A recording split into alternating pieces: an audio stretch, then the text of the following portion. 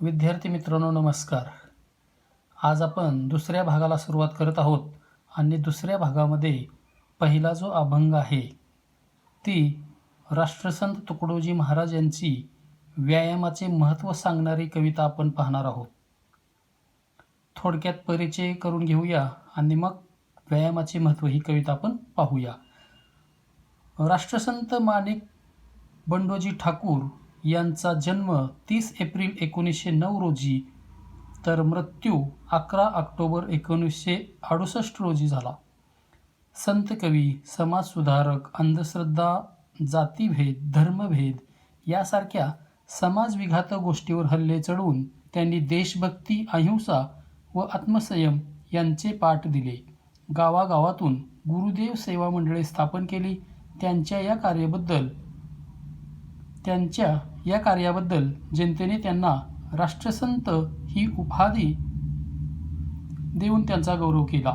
अनुभवसागर, भजनावली, सेवा स्वधर्म, राष्ट्रीय भजनावली इत्यादी पुस्तके प्रकाशित आहेत. शिक्षण, भेदाभेद व अस्पृश्यता निर्मूलन, अंधश्रद्धा निर्मूलन, स्वच्छता, सर्वधर्म समभाव याविषयी कळकळीचे आवाहन करणारा व अज्ञानी जनतेला वात्सल्ययुक्त भूमिकेतून लोकशिक्षण देणारा त्यांचा ग्रामगीता हा ग्रंथ खेडोपाडी आदराने वाचला जातो. राष्ट्रसंत तुकडोजी महाराज जे आहेत त्यांनी ओळखलेलं होतं की जोपर्यंत गावचा विकास होणार नाही तोपर्यंत देश सुधारणार नाही आणि म्हणून गावं सक्षम झाली पाहिजे. याच्यासाठी त्यांनी गुरुदेव मंडळे जी स्थापन केलेली आहेत आणि त्यांचा ग्रंथ जो आहे जो वात्सल्ययुक्त म्हणजे आदराने प्रेमाने तो वाचला जातो तो ग्रामगीता आजही हा आपल्याला ग्रंथ मार्गदर्शक आहे. आणि ही जी कविता आहे मानवी जीवनातील व्यायामाचे महत्त्व प्रस्तुत कवितेतून स्पष्ट केलेलं आहे. ही जी कविता आहे आपण व्यायाम का केला पाहिजे, आपण आत्ता जर बघितलं तर अगोदरची जी लोकं होती ती कमीत कमी 100 वर्षे, 80 वर्षे, 90 वर्षे सहज जगायची. आज व्यायामाचं महत्त्व का आहे तर आपल्या खाण्यापिण्यामध्ये जे बदल झालेले आहेत, जे आपण फास्ट फूड फास्ट खातो आणि फास्टच जातो, अशा पद्धतीचं हे जे काही आपलं जीवन झालेलं आहे, जी जीवन पद्धती आपली बदललेली आहे, आहार सगळा आपला बदललेला आहे आणि म्हणून व्यायामाची जी गरज आहे ती अतिशय महत्त्वाची आहे. व्यायाम केलाच पाहिजे. पण बरेच लोक त्याचा कंटाळा करतात आणि वयाच्या 40व्या वर्षी, 35व्या वर्षी लहान मुलाला सुद्धा अटॅक यायला लागलेले आहेत. तर त्याच्यासाठी आपलं शरीर जे आहे, शरीर जर सुदृढ असेल तर बाकी आपल्याला संपत्ती मिळवता येईल. सरसलामत तो पगडी 50 त्या पद्धतीनं पहिल्यांदा आपलं शरीर चांगलं पाहिजे. आपल्याकडे पैसा भरपूर आहे पण त्याचा उपभोग आपल्याला घेता येत नाही. प्रत्येक वस्तू घरात आहे पण डायबिटीज झाला आहे, खाता येत नाही. असं जर असेल म्हणजे आपल्याकडं होतं कसं की आपल्याला चणे आहेत पण दात नाहीत आणि दात आहेत पण चणे नाहीत, अशी अवस्था होते. आणि म्हणून आपण व्यायाम जो आहे तो व्यायाम केला पाहिजे. कारण जोपर्यंत तुमचं शरीर सुदृढ असतं, जेव्हा तुमचं शरीर सुदृढ असतं तुमचे विचारसुद्धा तसेच असतात. म्हणून तुकाराम महाराज म्हणतात, आनंदाचे डोही आनंद तरंग किंवा शुद्ध बीजापोटी फळे रसाळ गोमटी. म्हणून आपलं मन अगोदर सक्षम असलं पाहिजे आणि ते मन जर आपल्याला सक्षम करायचं असेल, सकारात्मक विचार आपल्याला पाहिजे असतील तर आपण काय केलं पाहिजे, व्यायाम हा करायला पाहिजे. छोटी छोटी मुलं त्यांना आज चष्मा लागतो. आज म्हातारे माणसं जी 80-90 वर्ष झालेत अजून त्यांना चष्मा नाही. अशी कितीतरी म्हातारी लोक आहेत की त्यांनी अजून इंजेक्शनसुद्धा केलेलं नाही पण आज आपल्याकडं तो जन्मतानाच दवाखान्यामध्ये मुलगा जन्मतो. म्हणून हे जे काय आलेलं आहे, जरी वैज्ञानिक शोध असतील काय असतील पण जे कॉम्प्लिकेटेड आता जे आजार आलेले आहेत, आता जर आपण बघितलं हा कोरोनाचा जो कहर चाललेला आहे त्याच्यामध्ये सांगितलं रोज तुम्ही सकाळी किमान अर्धा तास तरी व्यायाम आपण केला पाहिजे, नाहीतर आपल्याला कोरोना घेऊन जाणार. म्हणून हा व्यायामाचं काय महत्त्व आहे. आपण डायबिटीज झाल्यानंतर मग चालायला लागतो, म्हातारपणी चालायला लागतो, त्यावेळेस उपयोग नाही. सुरुवातीपासूनच जर आपण व्यायाम केला, आपलं शरीर सगळं सदृढ असेल तर विचारसुद्धा आपले तसेच राहतात आणि आपण एक काहीतरी चांगलं विधायक काम करू शकतो. म्हणून व्यायामाचं महत्त्व जे आहे ते व्यायामाचं महत्त्व या आणि हे 9वीच्या मुलांना का आपण शिकवतोय ते म्हाताऱ्या माणसाला आपण सांगू शकलो असतो. पण इथून या वयामध्ये जर आपल्याला व्यायामाचं महत्त्व कळालं तर येणारी सगळी पिढी जी आहे, तुम्ही उद्या देशाचे नागरिक होणार आहात, नेते होणार आहात, कोण सरपंच होईल, कोण आमदार होईल, कोण खासदार होईल, कोण मुख्यमंत्री होईल, त्याच्यासाठी आपलं जे नेतृत्व आहे ते सुद्धा तेवढं सक्षम लागतं. मनाचा खंबीरपणा आपल्याला लागतो आणि म्हणून आपल्याला व्यायामाचं महत्त्व हा अतिशय आपल्या जीवनाशी निगडीत असणारा विषय आहे. म्हणून राष्ट्रसंत तुकडोजी महाराजांनी सांगितलेलं आहे की बाबा तुम्ही व्यायाम करायला पाहिजे. ज्यावेळेस खेडे समृद्ध होतील त्यावेळेस देशाचा विकास होईल आणि खेड्यामधल्या मुलांना, शहरामधल्या मुलांना प्रत्येकाने काय केलं पाहिजे? व्यायाम केला पाहिजे. व्यायामाचे फायदे काय आहेत, व्यायामाचे तोटे काय आहेत आणि जर व्यायाम नाही केला तर काय होईल हे आपल्याला या प्रस्तुत अभंगातून आपल्याला पाहायचं आहे. सुरुवातीला आपण अभंग वाचून घेऊया आणि मग प्रत्येक ओळीचं अर्थ पाहूया. सुरुवातीला हे करूया, आपण अगोदर वाचून घेऊया. व्यायाम आरोग्यदायी मित्र, हे ध्यानी ठेवावे सूत्र. आळस वैरी मानिला सर्वत्र, सर्वतोपरी. व्यायामाविन सात्विक भोजन, तेही मारी विकार होऊन. व्यायामे होय अग्निदीपन, अन्न पचन सहजची. व्यायामे जडत्व जाई दुरी, व्यायामे अंगी राहे तरतरी. व्यवस्था उत्तम शरीरी, वाढे विचारी सजीवपण. व्यायामाने सशक्त स्नायू, व्यायामे मानव होय दीर्घायू. व्यायामाहिना पित्तकपवायू, जर्जर करती अत्यंत. व्यायामे वाढे प्रतिकार शक्ती, स्वावलंबनाची प्रवृत्ती. व्यायामे अंगी वाढे स्फूर्ती, कार्य करण्याची. बघा, राष्ट्रसंत तुकडोजी महाराजांनी पहिल्यांदा आपल्याला सांगितलं की व्यायाम हा आपला आरोग्यदायी मित्र आहे. व्यायाम आरोग्यदायी मित्र हे ध्यानी ठेवावे सूत्र. आपला जो मित्र आहे तो मित्र कुणाला म्हणायचा आपण? जर तो आपल्या संकटाला आपल्याला मदत करतो, आपल्या अडीअडचणीला जो धावून येतो, तो खरा आपला मित्र आपण मानतो. पण राष्ट्रसंत तुकडोजी महाराज सांगतात की व्यायाम जो आहे तो आपला आरोग्यदायी, आरोग्य देणारा असा हा व्यायाम जो आहे तो आपला मित्र आहे. आणि हे जे सूत्र आहे हे तुम्ही काय करायचं आहे? लक्षात ठेवायचं आहे. हे ध्यानी ठेवावे सूत्र. कुठलं सूत्र ध्यानात ठेवायचं आपल्याला? व्यायाम हा आपला आरोग्यदायी मित्र आहे आणि हे सूत्र आपल्याला लक्षात ठेवायचं आहे. आळस वैरी मानिला सर्वत्र सर्वतोपरी. आळस जो आहे तो आपला शत्रू आहे. आपला मित्र कोण आणि आपला शत्रू कोण? व्यायाम आपला आरोग्यदायी मित्र आहे आणि आळस हा आपला शत्रू आहे. तो सर्व प्रकारे आपल्याला काय करतो? आपल्याला मारून टाकण्याचं काम जो आहे तो, जसा एखादा शत्रू आपल्याला मारतो तसाच आळस हा सुद्धा आपला शत्रू आहे. जसा शत्रू हल्ला करतो, आपण आता कोरोनाच्या ह्याच्यामध्ये बघितलं, ज्यावेळेस तो नाकातून आत जातो तो फुफ्फुसावर हल्ला करतो, श्वासोश्वास घ्यायला त्रास होतो. जर अजून दुसरे काय आजार असतील तर त्याला अजून प्रोत्साहन मिळतं आणि म्हणून व्यक्ती संपतो. म्हणून व्यायाम जो आहे तो आपला आरोग्यदायी मित्र आहे आणि हेच सूत्र आपल्याला ध्यानात ठेवायचं आहे. आळस आहे तो आळस आपल्याला घालवायचा आहे. हा आळस हा माणसाचा शत्रू आहे. म्हणून सर्व प्रकारचा जो शत्रू आहे आपला तो आळस आहे आणि आरोग्यदायी म्हणजे आरोग्य देणारा आपला मित्र कोण आहे? व्यायाम हा आपला मित्र आहे. आता पुढली ओळ जी आहे, व्यायाम नाही केलं तर काय होतं ते आपल्याला सांगते. बघा, व्यायामाविन सात्विक भोजन, तेही मारी विकार होऊन. व्यायामे होय अग्निदीपन, अन्न पचन सहजची. बघा, व्यायामाविन म्हणजे व्यायाम जर नाही केला तर. व्यायामाविन सात्विक भोजन, तेही मारी विकार होऊन. जर तुम्ही व्यायाम केलेला नाही आणि तुम्ही सात्विक खाताय, तुम्ही चांगलं जेवण घेताय तुम्ही, पण ते सुद्धा तुम्हाला त्याच्यामध्ये सुद्धा विष बनतं आणि ते तुम्हाला मारू शकतं. जर तुम्ही समजा दूध हे सकस आहे, आपण विचार केला, दुधाचं उदाहरण आपण घेतलं, दूध हे सकस आहे, पण समजा आपण एकदाच अर्धा लिटर दूध पिलं, काय परिणाम होईल? आपण व्यायाम केलेला नाही आणि अर्धा लिटर दूध आपण एकदाच पिलो तर आपल्याला काय होईल? सारखं टॉयलेटला जावं लागेल.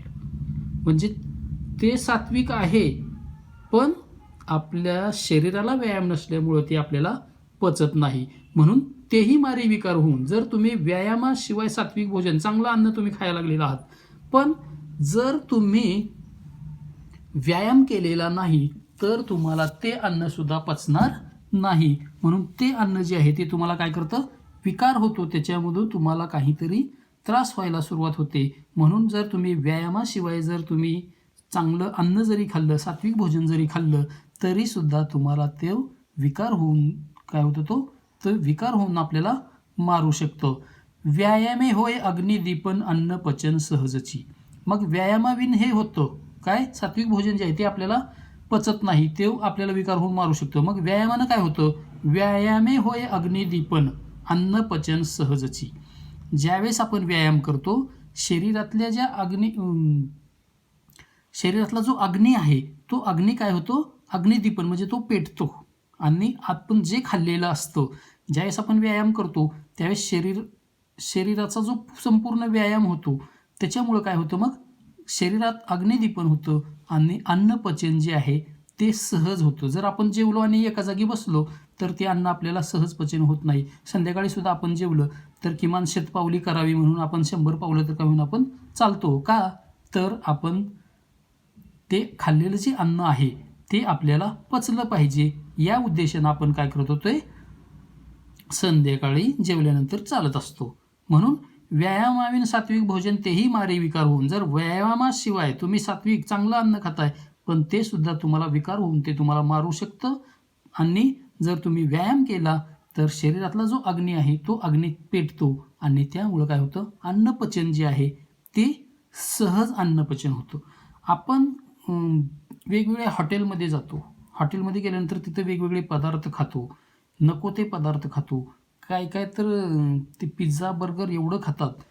ते एका डॉक्टरने सांगितले, बाबा 10-12 वर्षाचा मुलगा डॉक्टरकडे गेला आणि त्याला हार्ट अटॅक, लगेच अटॅक. हे कशामुळं झालं? तर रोज जे आपण हे तळलेले पदार्थ खातो, जे बाहेरचं खातो, त्याच्यामुळं आपलं अन्नपचन जे आहे ते सहज आपल्याला होत नाही. त्याच्यानंतर आपल्याला इनो खावा लागतो मग, किंवा अजून कायमचूर्ण, पेट सपा तो हर रोग दफा आपण म्हणतो. हे का घ्यावं लागतं आपल्याला? कारण आपल्याला अन्नपचन होत नाही. कुठलंही जनावर बघा तुम्ही हे लगेच त्यांचं जे शेण वगैरे असतं ते लगेच पटपट बाहेर येतं, तसं माणसाला येत नाही. म्हणून माणूस काय करतो? इनो घे किंवा कायमचूर्ण घे, पेट सपा घे, त्याच्यामुळं पोट साफ करावं लागतं आपल्याला. म्हणजे आपण जे खाल्लेलं असतं ते आपल्याला पचत नाही. काही जणाला तर सिगरेट घेतल्याशिवाय येत नाही, काही तंबाखू खाल्ल्याशिवाय येत नाही. हे कशामुळं होतं? तर ते शरीराला सवय लागते तशी. म्हणून आळस जो आहे तो आपला वैरी आहे, तो सर्व प्रकारचा शत्रू आहे आपल्याला. म्हणून जर व्यायाम केला नाही तर काय होईल? मग जे तुम्ही सकस अन्न जरी खाल्लं तरी सुद्धा ते तुम्हाला पचणार नाही. आणि म्हणून व्यायाम जर तुम्ही केला तर अन्नपचन, जे आपण अन्न खाल्लेलं असतं त्याचं पचन जे आहे ते व्यवस्थित होतं. पुढे बघूया. व्यायामे जडत्व जाई दुरी, व्यायामे अंगी राहे तरतरी. रक्तव्यवस्था उत्तम शरीरी, वाढे विचारी सजीवपणा. आता पुढलं सांगितलंय, व्यायामे जडत्व जाई दुरी. जो सुस्तपणा आलेला असतो, जो आळशीपणा आपल्याला आलेला असतो, व्यायामानं काय होतं? तो दूर जातो. म्हणजे व्यायामाचा हा फायदा आहे. व्यायामे जडत्व जाई दुरी. जो सुस्तपणा आहे, आळस आपल्याला आलेला आहे, तो आपला दूर जातो. व्यायामे अंगी राहे तरतरी. व्यायामामुळे काय होतं? अंगामध्ये उत्साह राहतो, एक सळसळता उत्साह आपण ज्याला म्हणतो, तो कधी राहतो? तर व्यायाम केल्यानंतर राहतो. व्यायामानं जो आपला सुस्तपणा आहे तो सुस्तपणा दूर जातो आणि अंगामध्ये उत्साह, काय कुठलंही काम करायचं असेल तर आपल्या अंगामध्ये तरतरी राहते. परत काय होतं?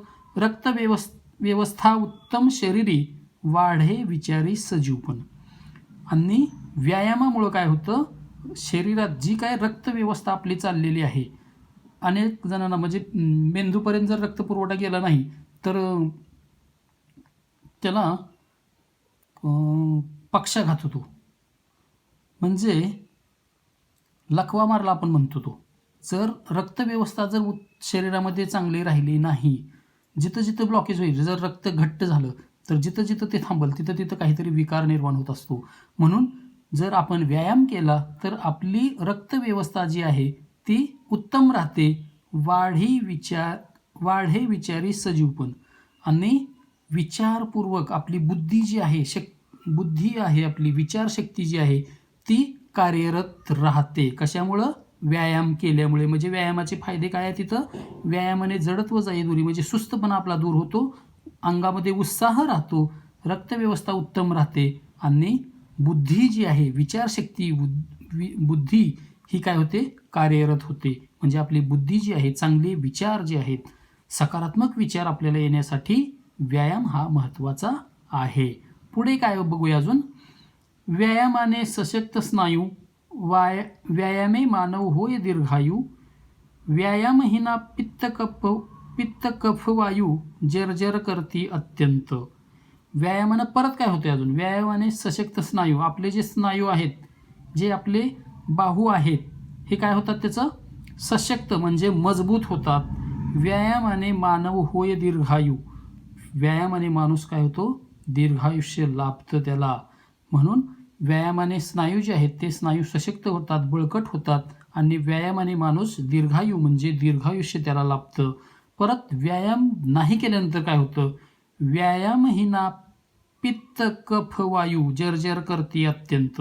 आणि जर तुम्ही व्यायाम नाही केला, पित्त, कफ आणि वायू हे तुम्हाला काय करतात? अत्यंत जर्जर करतात.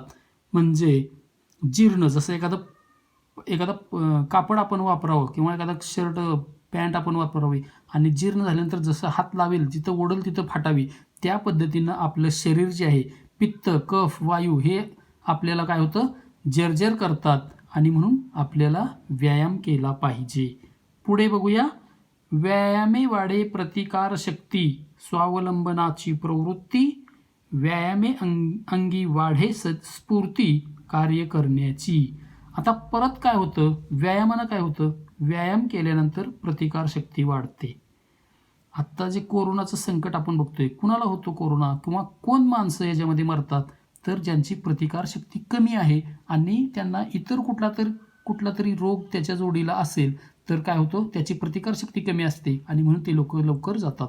म्हणून जर आपण व्यायाम जर केला तर आपली प्रतिकारशक्ती जी आहे ती प्रतिकारशक्ती जी रोगाशी लढण्याची जी शक्ती आहे ती प्रतिकारशक्ती आपली वाढते. आणि स्वावलंबनाची प्रवृत्ती, तो माणूस जो आहे तो स्वावलंबी होतो, परावलंबी नाही, दुसऱ्यावर अवलंबून. जर आपण स्वावलंबी असेल तर प्रत्येक काम जे आहे आपलं काम आपण करू शकतो. पण जर तो व्यायाम माणूस करत नसेल तर तो परावलंबी होतो. ते तांब्या भरून दे, पाणी काढून दे, प्रत्येक गोष्टीसाठी दुसऱ्याकडे बघावं लागतं, म्हणजे तो परावलंबी होतो. म्हणून जर आपण व्यायाम जर नाही केला तर आपल्याला प्रतिकारशक्ती वाढणार नाही. म्हणून जर आपण व्यायाम केला तर काय होतं? व्यायामे वाढे प्रतिकारशक्ती, स्वावलंबनाची प्रवृत्ती.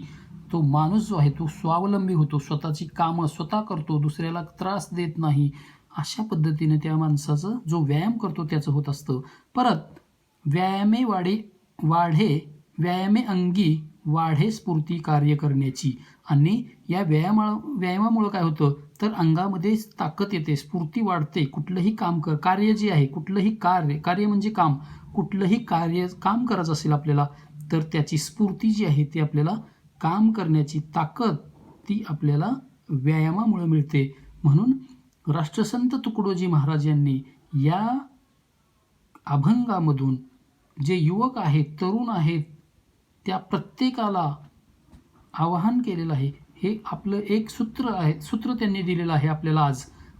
कुठलं सूत्र आहे? व्यायाम हा आरोग्यदायी मित्र, हे ध्यानी ठेवावे सूत्र. व्यायाम जो आहे तो आपला खरा मित्र आहे आणि आळस जो आहे तो आपला वैरी आहे. सर्व प्रकारचा तो आपला वैरी आहे. मग व्यायामाविन काय होतं? आणि व्यायाम केल्यानंतर काय होतं? व्यायाम हिना काय होतं, अशा पद्धतीने व्यायामाचे फायदे, व्यायामाचे तोटे, परत आणि व्यायामामुळे व्यक्तीच्या जे विचार असतात, जे विचार येतात, सकारात्मक विचार, बुद्धी कशी होते, जर आपल्या शरीरामध्ये रक्तव्यवस्था जर उत्तम राहिली तर आपले विचार जे आहेत, विचार करण्याची शक्ती, बुद्धी ही आपली कार्यरत होत असते. जसं एखादी तलवार वापरात असली तर ती कार राहते आणि जर ती वापरात नसेल तर गंजून जाते. त्याच पद्धतीने आपल्या शरीराचं असतं. आपण जर शरीर त्याला व्यवस्थित म्हणजे सतत आपण झिजवत राहिलो शरीर, तर ते चांगलं राहतं. म्हणजे जसं तलवार असते वापरामध्ये असेल तर ते चांगले राहते, तसंच आपल्या शरीराचं आहे. आणि म्हणून हे शरीर जे आपल्याला मिळालेलं आहे, एक किडनी आपली गेली तर 5-10 लाख रुपये आपल्याला खर्च करावे लागतात. एक दात गेला तर आपल्याला दुसरा बसवायचा म्हटलं तर साधारण 10-12 हजार रुपये खर्च येतो. आपल्याला 32 दात फुकट दिलेले आहेत. आपल्याला किडन्या 2 किडन्या दिलेल्या आहेत. कुठलाही अवयव जर गेला आणि तो अवयव नंतर बसवायचा म्हणला तर त्याच्यामध्ये येणारा खर्च, म्हणजे थोडक्यात काय, आपल्याला जे फुकट मिळालेलं असतं त्याचं महत्त्व आपल्याला कळत नाही. आपण कितीतरी अशी मुलं बघतो, लहान मुलं जे 9वीला आहेत, 10वीला आहेत, 12वीला आहेत, नको ते व्यसन करतात आणि आपलं शरीराचा नाश करतात.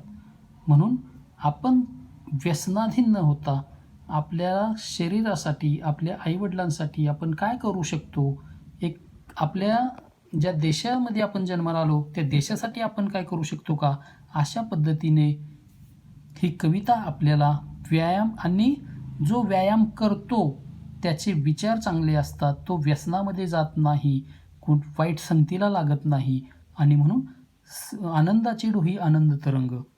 जर तुमचं शरीर सदृढ असेल तर तुमचं विचार, तुमचं मनसुद्धा सदृढ असतं.